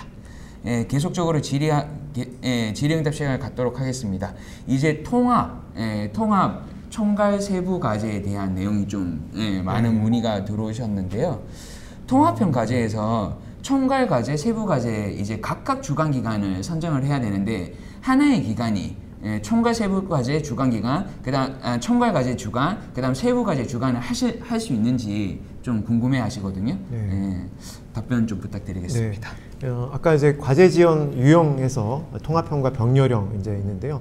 통합형 같은 경우는 이제 통으로 지원을 하고 통으로 평가받기 때문에 크게 이제 오해라든지 이해하시기는 굉장히 쉬울 것 같습니다. 다만 이제 병렬형 과제가 이제 이슈인데요. 일부 과제 RFP 지원 특성에 따라 다르긴 하지만 특정 과제는 세부 과제가 1, 2, 3 있다 그러면 세부 과제 2를 수행하는 기관이 반드시 총괄 주관 기관을 동시에 또 지원해야 되는 그런 조건이 있습니다. 그래서 총괄 주관 기관이 또 특정 세부 과제를 주관을 해야 되고요. 이렇게 할 때는 반드시 아까 말씀드린 것처럼 기업부설 연구소를 갖고 있어야 됩니다. 그러면 다음으로 이어지는 건데요. 세부 주관 기관으로 이제 저희가 기업부설 연구소를 신청할 때 연구 전담 부서가 따로 또 신청을 할 수 있거든요. 연구 전담 부서로 신청이 되어 있으면 지원이 가능한 조건에 되는지 여쭤보시네요. 제가 답변 드릴까요? 그 신청 자격 주관기관 같은 경우는 이제 기업부설연구소가 있어야 되고요. 그리고 산업기술진흥협회에서 인증해주는 그 인정서를 가지고 있어야지만 가능하고요. 뭐 그쪽에서 그 협회 쪽에서 이제 뭐 인정해주는 뭐 전담부서 이런 부분들도 있긴 하지만은 저희는 이제 기업부설연구소 인증서가 있어야지만 가능하고 그거를 증빙으로 제출하셔야 됩니다. 그러니까 연구 전담 부서는 안 된다. 연구 전담 부서는 안 된다라는 말씀이시잖아요. 상기업이 신고를 하실 때 연구소가 있고 연구 전담 부서가 있는데 연구 전담 부서는 불가능하다라는 답변을 주신 것 같습니다. 그리고 또 다음 질문인데요. 저희 RFP 관련해서 질문이 또 들었습니다. 저희 RFP를 이제 RFP에 도출되어 있죠. 도출되었을 때 누군가는 수요조사를 했을 거고 수요조사서를 제출을 했을 거고 그 특정 기업이 조금 더 뭐 선정을 할 때 선정받을 때 그 기업에서 진행되게 그러니까 결국에는 그 과제를 선정되는데 그 수요조사서를 제출한 기업이 조금 더 선정될 확률이 높지 않냐라는 좀 궁금하신가 봐요. 그 부분에 대해서 좀 답변을 좀 부탁드려도 되겠습니까? 네, 그 저희가 뭐 과제를 이제 도출하고 할 때는 뭐 그 기획팀 쪽하고 이제 PD 분들 계시는 기획부서에서 진행을 하는데요. 저희가 이제 그 기술을 도출하기 전에 그 산학연 전문가들로부터 이제 수요 조사를 받습니다. 그 받은 걸 가지고 이제 그 정책적인 부분하고 이제 뭐 여러 가지 사항을 감안을 해서 그 과제를 이제 도출을 하는데요. 어느 특정 기업에서 그거를 뭐 의견을 주셔고 제안하신 부분들이 어느 정도는 반영은 될 수 있겠지만은 뭐 통으로 이제 그 과제가 이제 도출이 된다든지 아니면 그쪽에서 내셨다고 해서 유리하시든지 이런 부분들 같은 경우에는 좀 그 아닌 것 같고요. 그거에 대해서 어떻게 준비하시고 컨소시엄이 구성을 해가지고 할 수 있는 역량을 충분히 이제 그 컨소시엄 구성에서 제안하시는 거에 따라서 그런 부분들은 달라지는 부분들이기 때문에 뭐 수요 조사를 내고 아니면 어느 특정 뭐 그 RFP에 대한 의견을 줬다든지 뭐 이래가지고 뭐 될 수 있다는 확률은 뭐 어느 정도는 뭐 좀 미리 준비를 하셨다라고 하면은 좀 그 있겠지만은 뭐 저희가 봤을 때는 이제 어떻게 그 뭐 수행 기관들이나 그런 컨소시엄 구성하시고 역량이 되시고 선행력을 얼마만큼 갖고 계신 거에 따라서 그런 부분에 이제 그 선정될 수 있는 뭐 이런 부분들이 좋은 평가를 받을 수 있을 것 같다라는 부분이고요. 뭐 반드시 그렇지는 않은 것 같습니다. 네, 답변이 되셨으면 좋겠습니다. 다음 질문입니다. 저희가 사업계획서 제출 이후에 이제 발표 일정 사이에 기업부서 연구서를 그러니까 신청해서 보유하는 조건 기준 1을 여쭤보시는 것 같아요. 만약에 지금 아직까지 기업부서 연구서가 신고가 안 되어 있는데 언제까지 기업부서 연구서를 보유하고 있으면 사전지원 제외 그 조건이 부합이 되는지 좀 답변을 부탁드리겠습니다.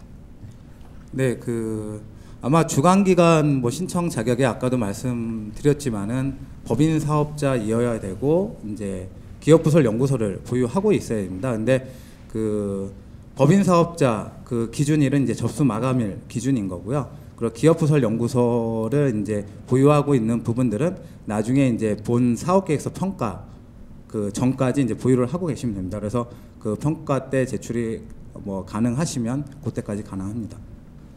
네, 감사합니다. 그 다음에 청년 추가 채용 관련 질문입니다.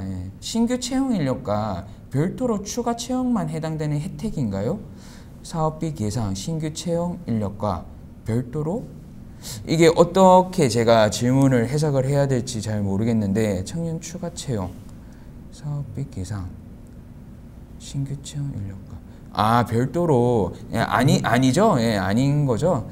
저희가 신규 채용 인력 할 때 별도로 추가 채용만 이걸 어떻게 박사님 해석을 해야 될까요? 근무 채용 외에 그러니까 아까 5억 원당 1명이라고 했죠. 그 외에 추가적으로 기업에서 청년 인력을 고용한다. 그 혜택 중에 하나로 이제 민간이 부담해야 되는 현금을 이제 사례로 드렸었는데 그런 혜택을 받을 수가 있습니다. 그래서 만약에 과제를 어플라이 하셔서 평가받고 나서 이제 선정이 되셔가지고 그때는 이제 신규 청년 인력을 못 뽑았어요. 근데 과제를 수행하고 있는데 신규 인력을 뽑았습니다. 청년 인력을. 그랬을 때 민간 부담금 이미 냈었죠.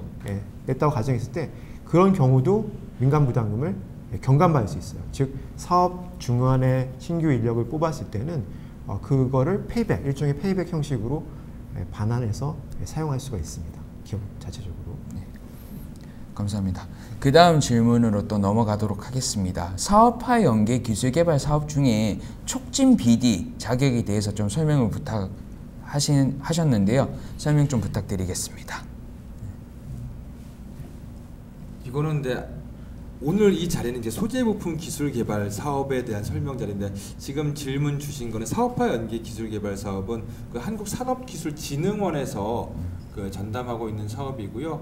저희가 일단 그 사업화 연계 기술 개발 사업도 담당하고 있으니까 제가 일단 아는 범위에서 말씀드린다면은 촉진 BD라고 해가지고 소재 부품 같은 경우는 이제 신뢰성 기관 또는 수요 기업이 이제 참여 기관으로 이제 반드시 조인해서 들어가는 사업인 반면에 사업화 연계 기술 개발 사업은 촉진 BD라고 해가지고 사업화 전문 지원 기관, 예를 들면 뭐 전문 컨설팅 기관이라든지 뭐 테크노파크라든지 물론 정부 출연연이나 이런 데들도 포함되고요.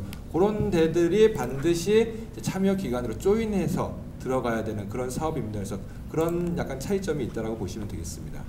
네, 차장님 답변 감사합니다. 그 조금 더 상세적으로 궁금하시다라고 하면 진흥원 키아트 쪽에 문의해 보시는 게 네, 맞습니다. 산업기술진흥원의 사업화 금융팀으로 연락을 주시면 됩니다. 네, 감사합니다. 그 다음 질문인데요.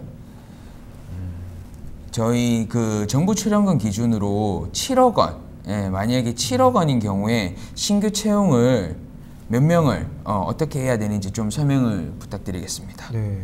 7억 원이다. 그러면 아까 이제 제가 뭐 10억 원 이제 예를 들어서 정확하게 5, 20 그러니까 2명 뽑는 걸로 돼 있죠. 그러면 이렇게 7억 원, 뭐 8억 원, 6억 원 또는 5.1억 원인 경우에 어떻게 되냐? 이렇게 질문이 많습니다. 헷갈리죠. 예. 지금 규정상에서는 5억 원을 넘어가는 이런 숫자들, 뭐 단돈 뭐 100원이라든지 2,000원이라든지 1,000만 원이라든지 5억 원에서 뭐 6억 원, 5억 원에서 10억 원 사이에 정부 출연금이 지원이 되면 반드시 이렇게 이론적으로 2명을 뽑아야 됩니다. 그리고 좀 박사님께 한 번 더 다시 질문을 좀 드려보겠습니다. 아까 답변을 좀 드렸는데 해소되지 않았다라고 해서 다시 질문을 좀 주셨습니다.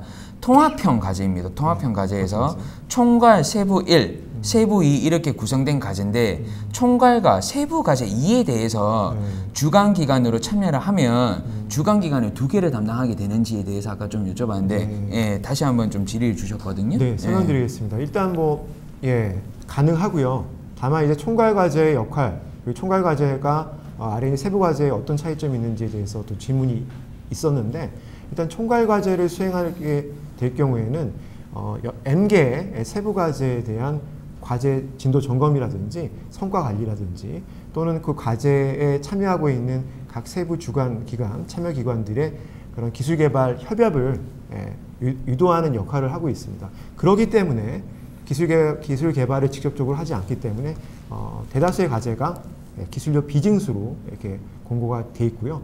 그리고 총괄 주관과 세부 주관을 동시에 하게 될 경우에는 마찬가지로 총괄 과제가 비징수라면 세부 과제는 징수로 이어지기 때문에 그런 의무적인 상황은 갖고 가게 돼 있습니다. 아까 정찬현 박사님께서 답변해 주신 부분에 또 이어지는 질문입니다.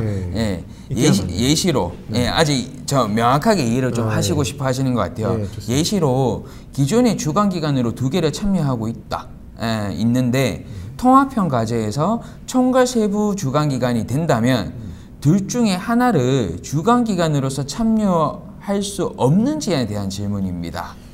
이렇게 답변을 좀 질의를 주셨거든요. 이용 선생님께서 또 제가 좀 더 디테일하게 답변을 좀 드리겠습니다. 근데 뭐 정 박사님께서 아까 뭐 충분히 많이 말씀해주시고 하시긴 했는데요.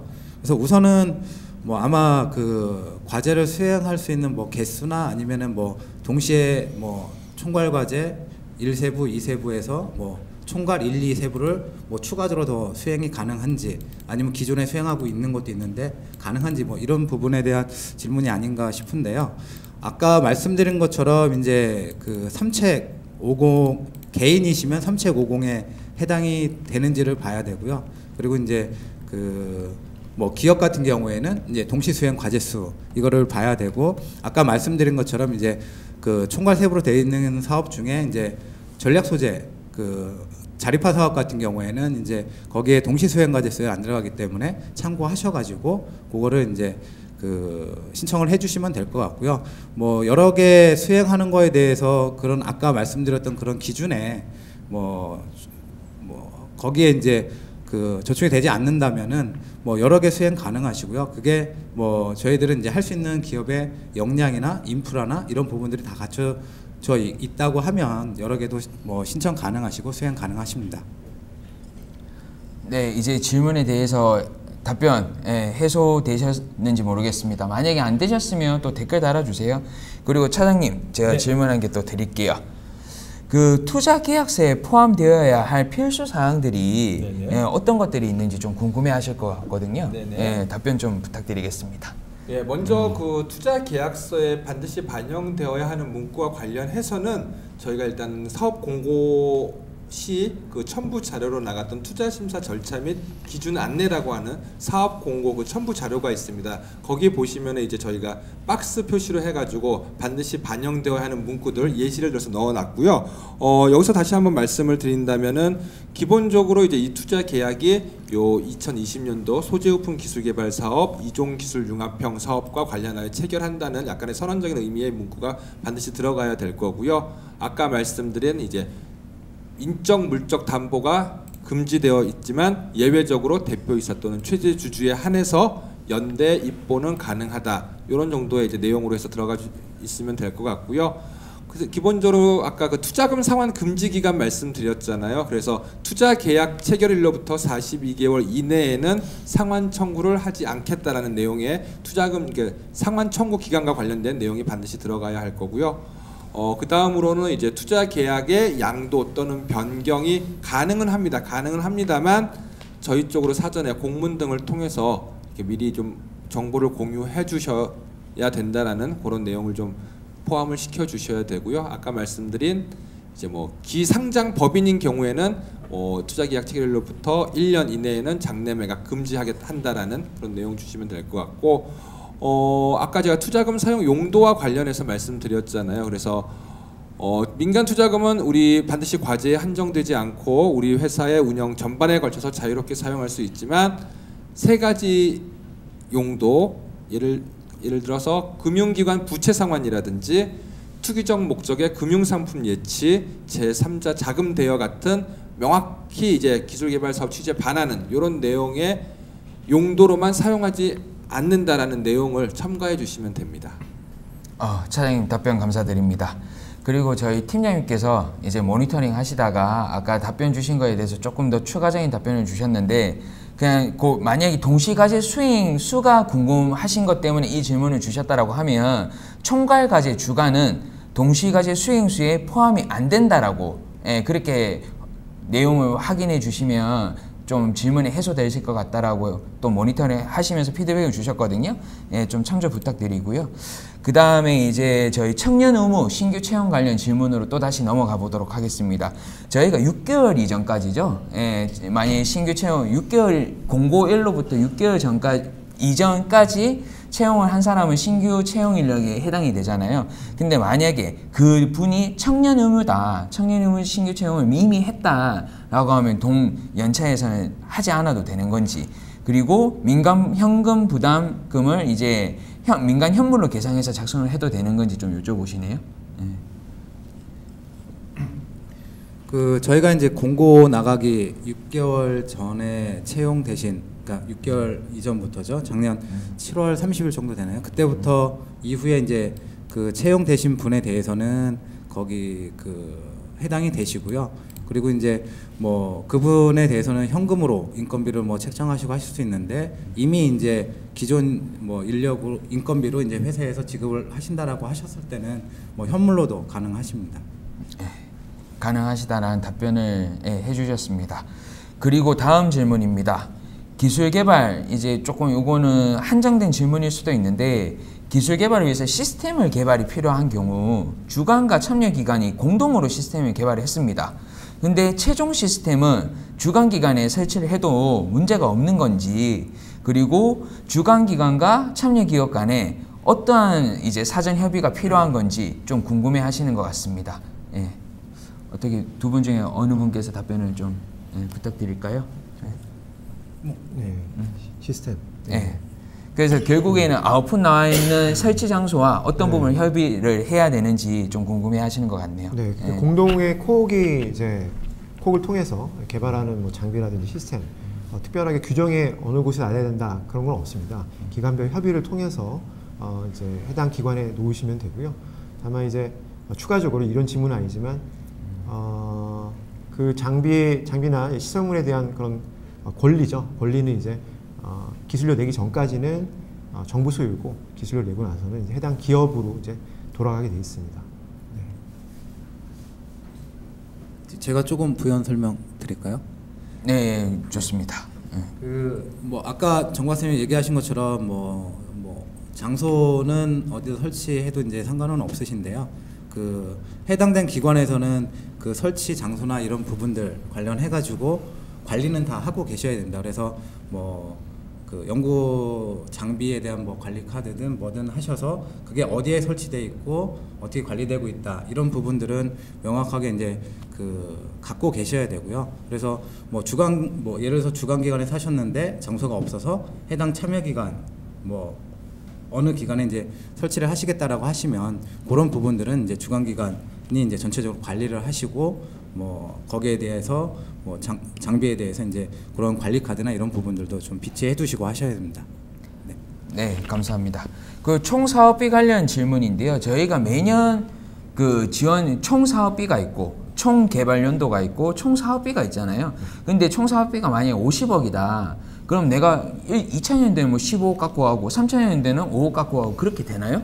예, 매년 지급되는 기준이 있지 않나요? 정부 출연금이?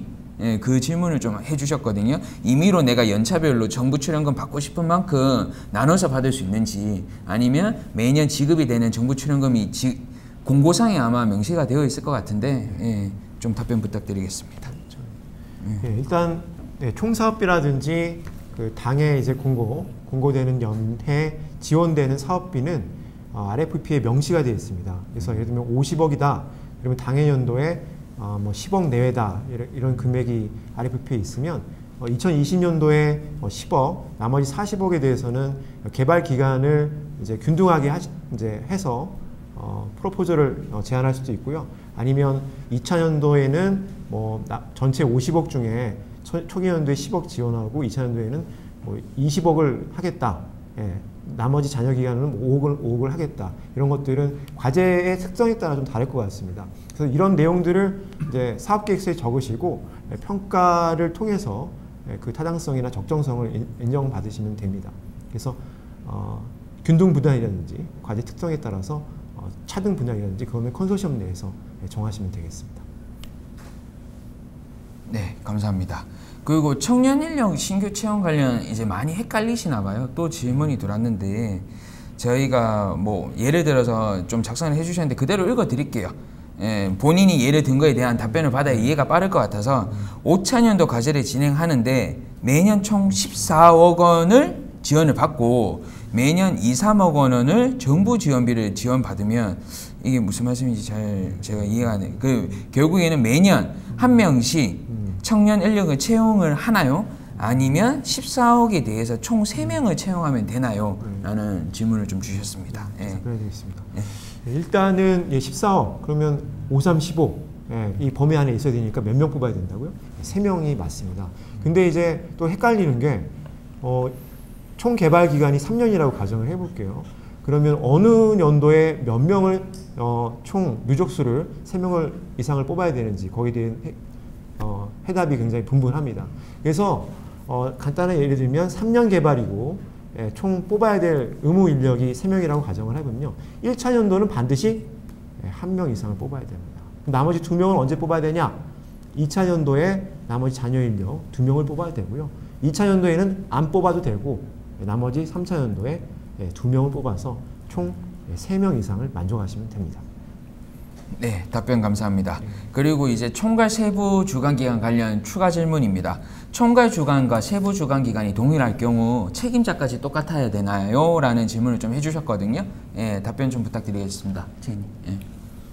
네, 답변 드리겠습니다. 우선 뭐 책임자가 동일하실 수도 있고요. 아니면은 뭐 컨소시엄 과제 뭐에 따라서 더 전문성을 갖고 계신 분이 이제 총괄 책임자 하셔도 되고요. 동일하시거나 아니면 다르거나 그거는 상관이 없습니다. 네, 깔끔한 답변 감사드립니다.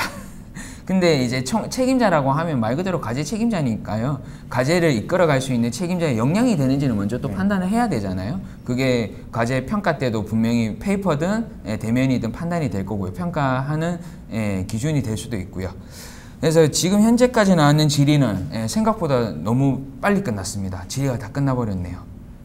저희 당초에는 많은 질문이 진짜 많은 분들이 이게 시청을 하시면서 저희가 채팅창을 볼 수 없을 정도로 많은 질문이 올라오지 않을까 걱정을 했었는데 조금 많은 분들께서 안 들어오셔가지고 지금 하나하나 답변에 대해서 모두 다 답변을 드렸습니다.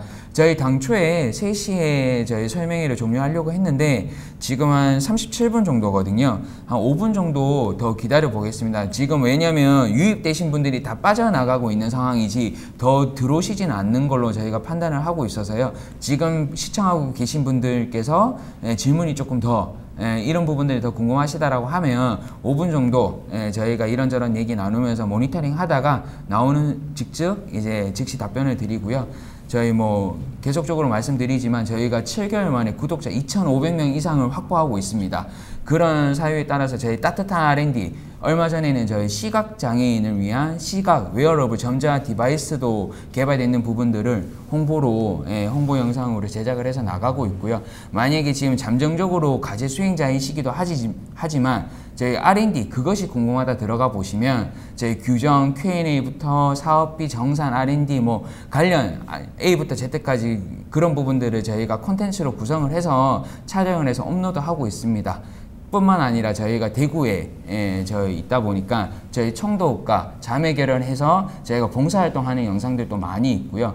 여러 가지 홍보 영상들을 촬영을 해서 업로드하고 있습니다. 그래서 구독을 좀 눌러주시면 저희가 업로드할 때마다 주기적으로 업로드할 때마다 알림을 받아보실 수 있지 않을까 라는 생각이 듭니다. 그리고 커피 쿠폰 이벤트도 당첨자에 한해서 발송을 예정하고 있으니까요. 많은 참여 부탁드리겠습니다. 질문이 그동안 질문이 또 올라왔는데요. 지금 잠시만 제가 질문을 좀 확인하겠습니다.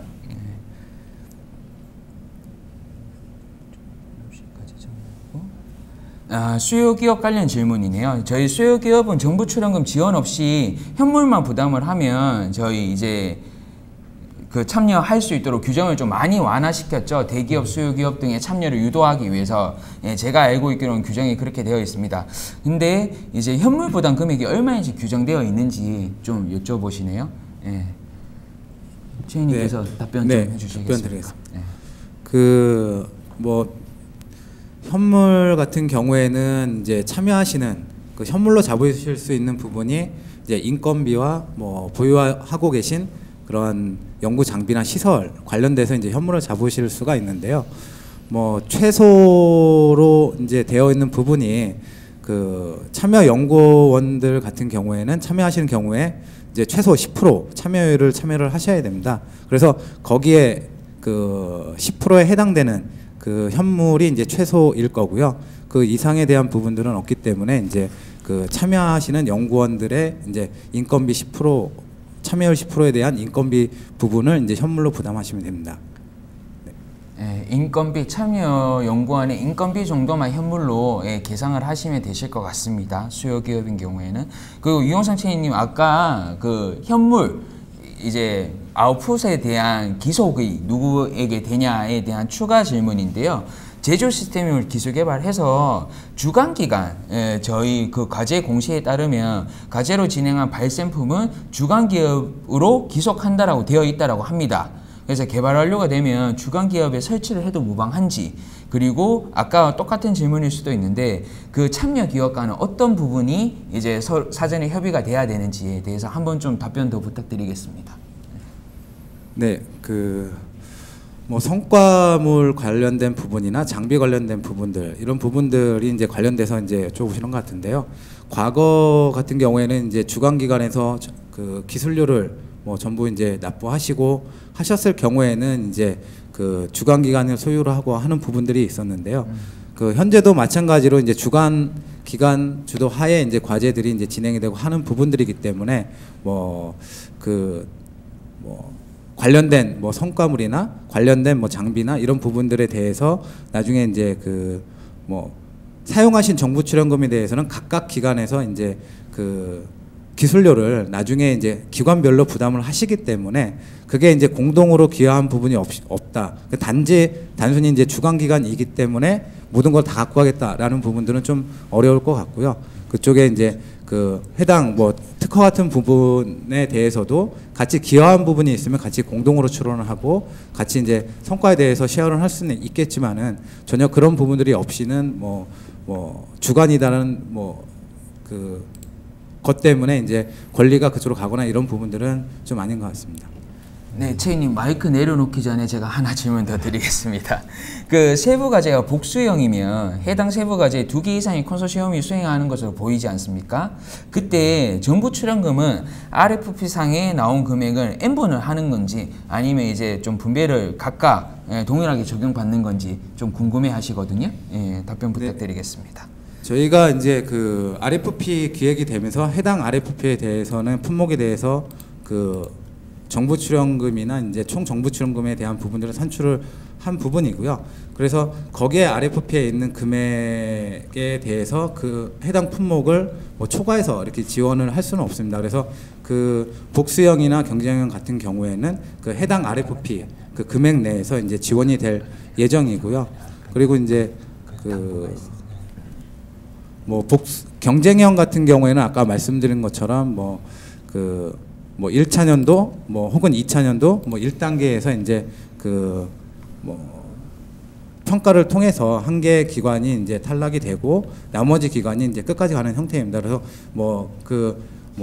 한 기관이 이제 갈 경우에는 그 이후에는 이제 뭐 정부 출연금이 이제 다 한쪽으로 이제 지원이 될 예정이고요.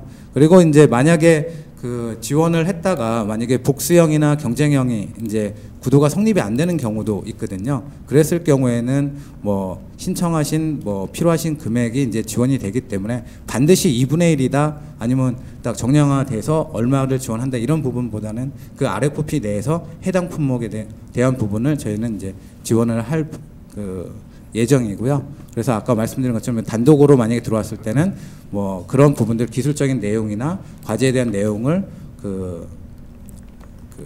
평가를 해서 그 금액이 이제 합리적으로 책정이 됐다라고 하면은 뭐 많은 부분들이 아니면 전액이 다 그쪽으로 지원이 될 수도 있는 부분들도 있고 하기 때문에 반드시 이제 뭐 n분의 1로 이렇게 돼야 된다라는 부분은 없습니다. 네, 감사합니다. 그 차장님, 네. 저희 뭐 조금 차장님 관련 질문이 네. 많이 안 올라와서 아쉽습니다. 차장님께서 혹시 당부드리고 싶으신 말씀이 있으시면 좀 부탁드려도 될까요? 사업 네. 관련해서. 알겠습니다. 지난해 그 일본 그 반도체 그 수출 규제고 여파 등으로 인해 가지고 다행히 소재부품 장비 산업 분야에 있어서는 좀 좋은 호기가 온 것 같습니다. 그 덕분에 올해 이제 사업 예산도 지난해에 비해 대폭 증액된 그런 측면이 있고요. 이종 기술 융합형 같은 경우에는 지난해 이제 최종 17개사를 선정했었는데요. 올해는 그보다 훨씬 늘어난 한 40개사 이상의 기업을 지원할 수 있는 그런 예산이 확보가 되었습니다. 그렇기 때문에 기업 입장에서는 R&D 사업에 선정될 수 있는 기회 측면에서는 다른 어느 해보다 훨씬 더 유리한 위치에 있는 건 사실이고요. 그래서 아무쪼록 올해 사업에도 많은 관심 부탁드리겠고, 다만 문제점은 이제 R&D 추진 프로세스상 저희 이게 투자가 들어감에도 불구하고 추진 프로세스에 맞추다 보니까 실질적으로 투자 협상이라든지 투자자 발굴 이런 기간이 굉장히 짧게 주어질 수밖에 없는 것이 올해 현실입니다. 그래서 저희가 추정컨대 올해 한 3월 초에 이제 개념계획서 접수 마감해서 그 명단이 넘어오면 이제 본격적인 절차가 진행이 될 텐데 저희가 아무리 빨리 진행한다 하더라도 실질적인 투자 협상 기간이 2개월이 채 안 될 수밖에 없는 지금 그런 프로세스입니다. 그렇다 보니까 기업 입장에서는 한시라도 빨리 그런 투자자 발굴이라든지 그런 투자와 관련된 이런 일정들을 빨리 좀 진행을 해주시기를 부탁드리겠고요.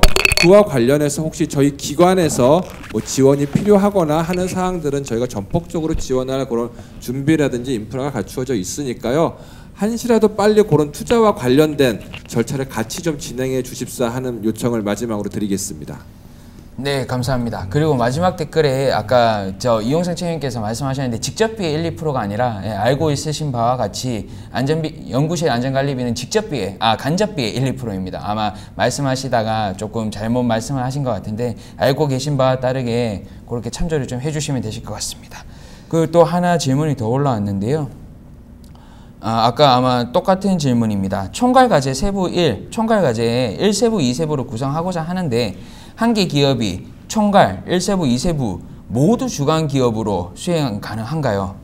이거는 안 되지 않을까요? 예, 좀 답변을 부탁드려도 될까요? 예.